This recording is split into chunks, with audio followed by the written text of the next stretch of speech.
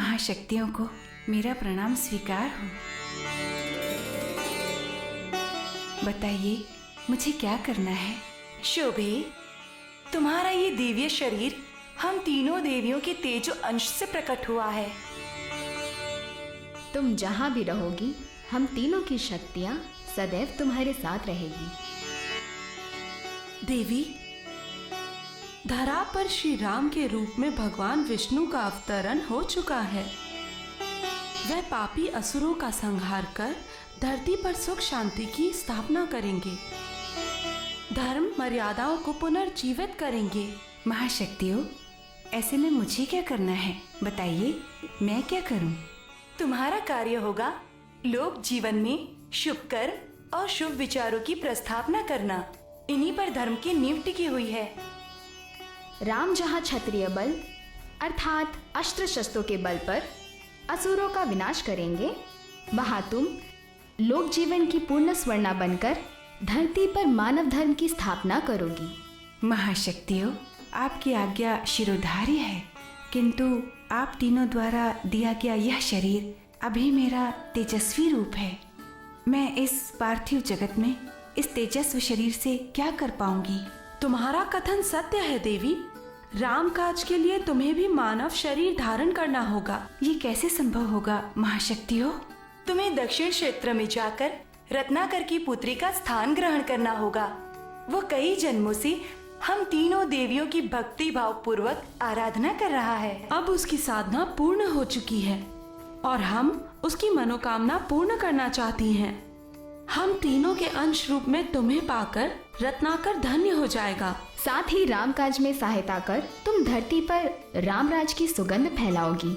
जो आज्ञा महाशक्तियों, मैं आपके आदेश का पालन करूंगी।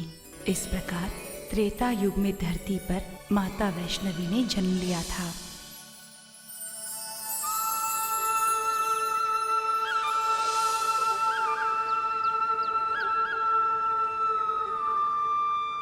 ओम सूर्याय नमः। ओम सूर्याय सूर्याय ज्योति नमः। नमस्ते पंडित जी।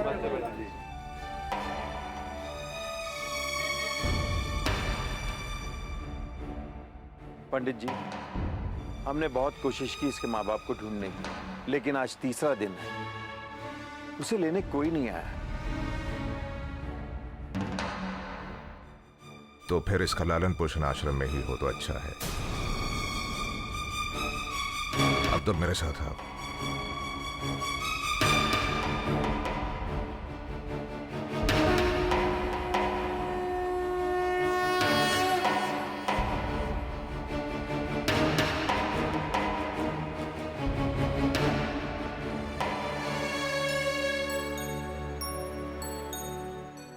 बच्ची को उठा लो अब्दुल।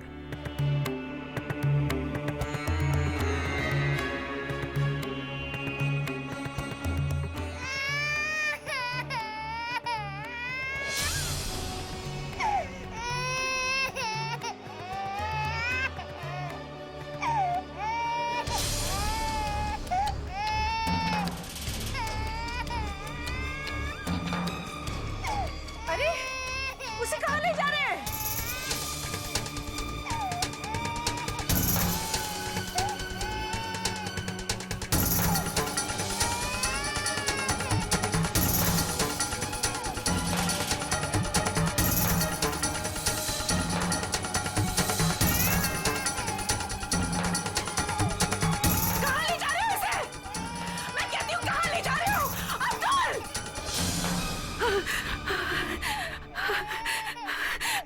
जा रहे हो इसे? आश्रम। क्यों? ये बच्ची अब वहीं रहेगी। वो आश्रम माता के भक्त ही चलाते हैं, हमारे ट्रस्ट के देखरेख में है। नहीं, ये यहाँ से कहीं नहीं जाएगी। श्रद्धा, ये पहले तय हो चुका था। आज तीसरा दिन है और इस बच्ची को कोई लेने नहीं आया। इसका साफ साफ मतलब यही है कि ये अनाथ है।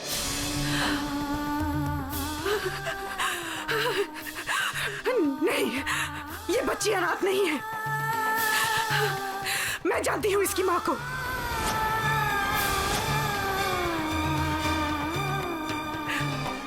मैं तो क्या, आप सब जानते हैं इसकी माँ कौन है।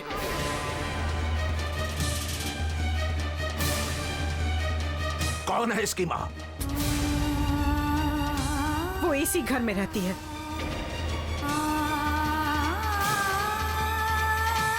इस घर में?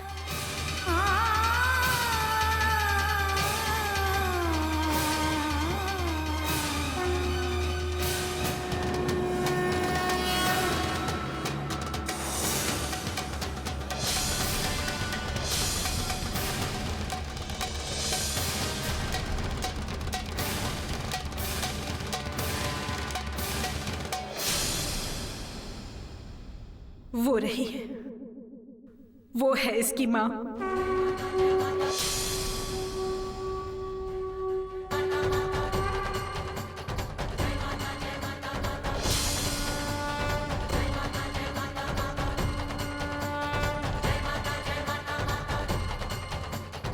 माता रानी की बेटी है ये, और आज से ये कहलाएगी वैष्णवी।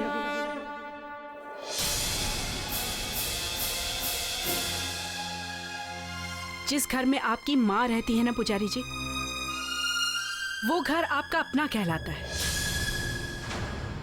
ये घर वैष्णवी का घर है। आज से ये इस घर की बेटी कहलाएगी। तुम्हें इस बच्ची से मोह हो गया है। श्रद्धा, ये तुम्हारी बच्ची नहीं है, तुमने इसे जन्म नहीं दिया है। सच है पुजारी जी, जन्म तो इसने मुझे दिया है। जो इतने सालों में नसीब मुझे नहीं बना पाया, वो मेरी गोद में आते ही इस बच्ची ने मुझे बना दिया। श्रद्धा, श्रद्धा सिर्फ श्रद्धा नहीं रही पुजारी जी, वो तो माँ बन गई है। गोद में बच्चा आ जाने से औरत माँ नहीं बन जाती।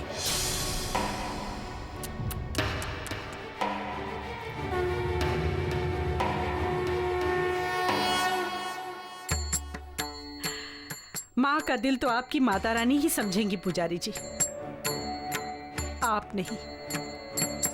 शब्दों से क्यों छल रही हो अपने आप को, और मुझे भी?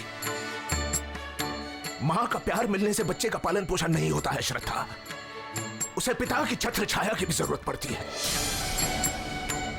दुविधा यह है कि तुम्हारे दिल ने तो इसे बेटी मान लिया है, लेकिन मेरा दिल कभी इसे बेटी स्वीकार नहीं करेगा। ये दुविधा सिर्फ आपकी है पुजारी जी, क्योंकि स्वयं माता रानी ने इसे अपनी बेटी स्वीकार किया है। कहने को तुम कह रही हो कि ये माता रानी की बेटी है, लेकिन पूरा भदरवा जानता है कि हमारी कोई संतान नहीं है। सिर्फ तुम इसे बेटी कह के पुकारोगी। मुझे और पूरे भदरवा के लोगों को यह रिश्ता मंजूर नहीं है। कब तक छिपाए रखोगी?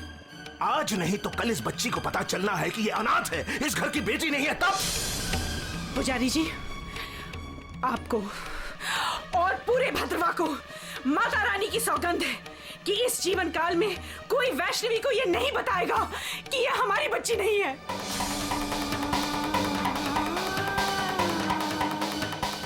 ये हमारी बेटी है और हमारी बेटी ही कहलाएगी। माता रानी ने अपनी बच्ची मुझे सौंपी है। कोई मेरी ममता को झूठा ना कहे। यशोदा मैया की तरह मैं हमेशा इसकी मां कहलाऊंगी। और विद्यासागर इसके पिता। हाँ, तू अपनी मां के साथ इस घर में रहेगी। इस घर की बेटी कहलाएगी तू।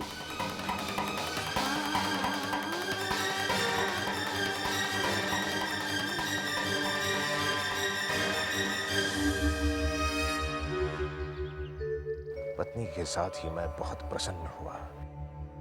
गर्ग मुनि के वचन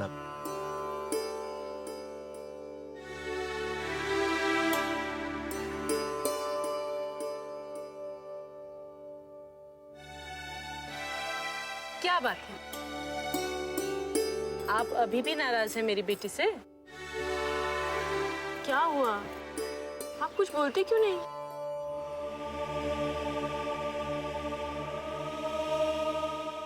देखो श्रद्धा, ये रिश्ता तुमने मुझ पर थोपा है। मैं झूठ नहीं बोलूंगा, मुझसे ये बनावटी प्यार नहीं होगा। तुमने मुझे मां की सौगंध देकर विवश तो किया है, लेकिन विवशताओं से रिश्ते नहीं बनते श्रद्धा, रिश्ते बनते हैं दिल से। ना, मेरा मन नहीं मानता, मैं इस बच्ची को स्वीकार नहीं कर सकता। मैंने तो हमेशा सोचा था कि पंडित आम आदमी से ज्यादा देवी देवताओं के निकट होते हैं।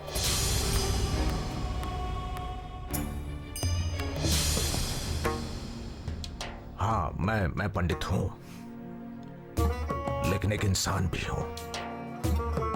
देवता नहीं, और इतना महान भी नहीं हूं कि किसी गैर को गले लगाकर हमेशा के लिए अपना बना लो। तुम दुनिया भर कहती फिरो मेरी बेटी है, मेरी बेटी है, मैं नहीं कह सकता, और मैं इस बात से इनकार भी नहीं करूंगा। ठीक है, जैसी आपकी मर्जी। मैं इसे भी माता रानी पर छोड़ देती हूं, पर मुझे पूरा विश्वास है जिस बच्ची को देखते ही मेरी ममता जागी, वो बच्ची आपको भी एक दिन मोह लेगी।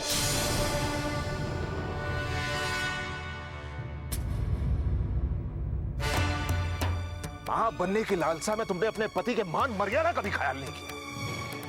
जात पात धर्म योग कुछ नहीं जानती इस बच्ची के बारे में, और उठा के ले आए पंडित विद्यासागर के घर में। लेकिन तुम्हारी इस मनमानी का प्रायश्चित मुझे करना होगा। प्रायश्चित? कैसा प्रायश्चित? तुमने तो इसे बेटी मान लिया है, लेकिन जब तक मेरा दिल इसे बेटी स्वीकार नहीं करेगा, तब तक इसे माता के उस बड़े मंदिर में प्रवेश की अनुमति नहीं है। ये उस मंदिर से वर्जित है।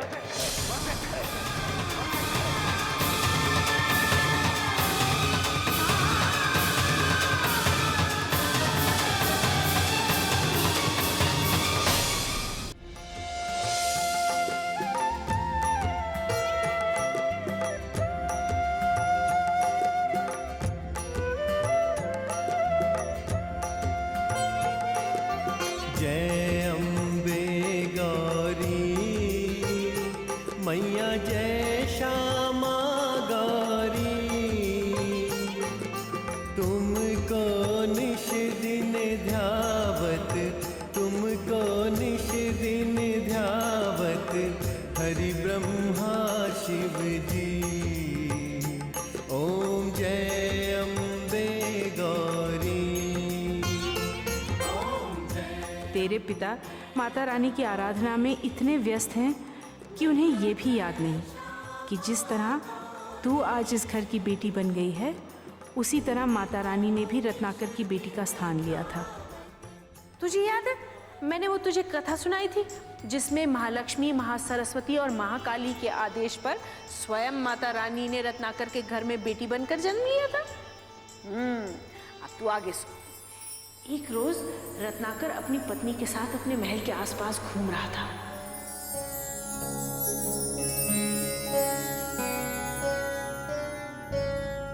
ओम सूर्याय नमः, ओम दिवाकराय नमः, ओम सूर्याय नमः, ओम आदित्याय नमः, ओम सूर्याय नमः, ओम दिवाकराय नमः।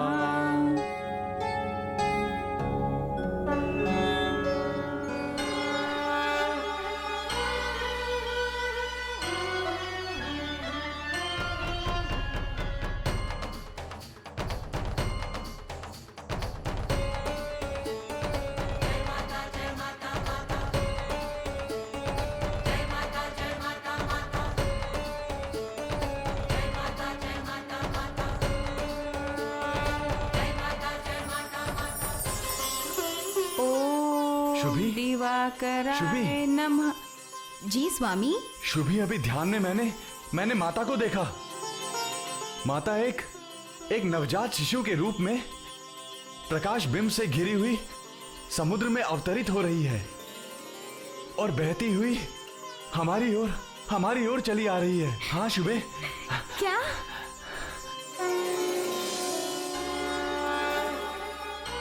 वो देखो शुभे, वो देखो। चलो।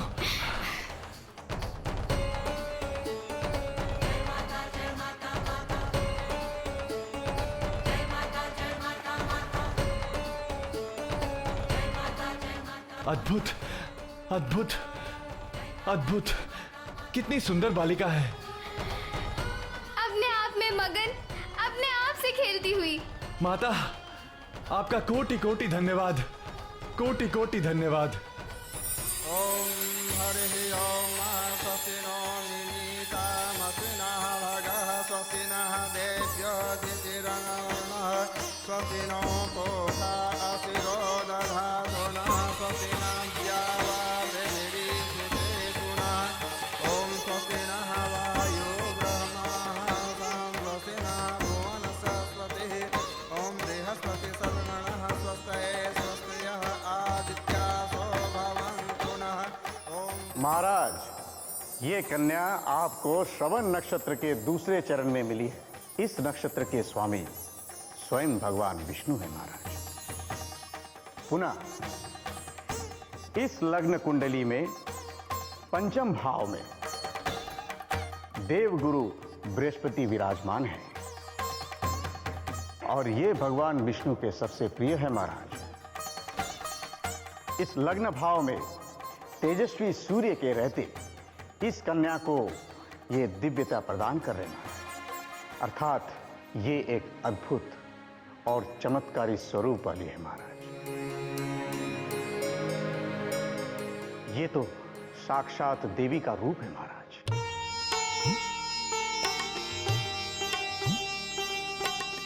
आचार्य जी, मेरी पुत्री के वैवाहिक जीवन के बारे में कुछ बताइए। महारानी जी, कभी कभी कुछ प्रश्नों का उत्तर समय के गर्भ में छुपा होता है। समय आने पर इस प्रश्न का उत्तर आपको अवश्य मिलेगा।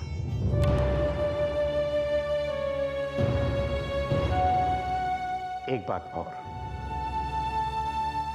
इस कन्या के किसी भी कार्य को कभी रोकिएगा नहीं, क्योंकि ये स्वयं दैवी विधान लेकर आई है। आपने इसके नाम पर तो विचार किया होगा आचार्य जी। ये श्रीहरि भगवान विष्णु के प्रभाव से दीप्त है, इसलिए इस कन्या का नाम उन्हीं भगवान विष्णु के स्वरूप वैष्णवी रखना उचित होगा महाराज।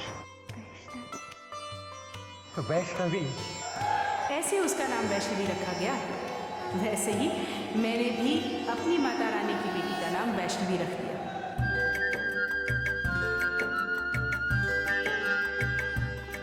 रत्नाकर की बेटी जब थोड़ी बड़ी हुई तो उसकी विशेषताएं धीरे धीरे सामने आने लगी। बचपन से ही बड़ी अद्भुत बच्ची थी, मस्त मौला, अपनी ही दुनिया में मगन। हो नन्ही नन्ही कली खिली है आंगन में, हो चलत गिरत फिर उठत चलत है, कितनी प्यारी लागे। हो बाजे पायल झनक झनक नन्हे पैरों से भागे। पंख लगा के समय उड़े ना हाथ किसी के आए, बीत गया कैसे बचपन कोई ये समझ ना पाए। प्यारी प्यारी बातें बस जाती मन में, नन्ही नन्ही कली खिली है आंगन में, नन्ही नन्ही कली खिली है आंगन में। ओ नन्ही नन्ही कली खिली है आंगन में। वैष्णवी, वैष्णवी, वैष्णवी, वैष्णवी,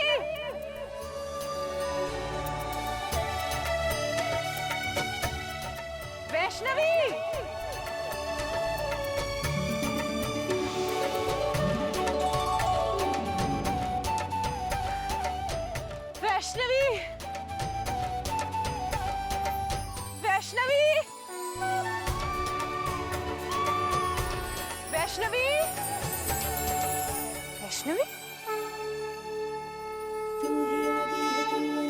सृष्टि का सार है, सत्य में तू, तथ्य में तू, तुझसे संसार है।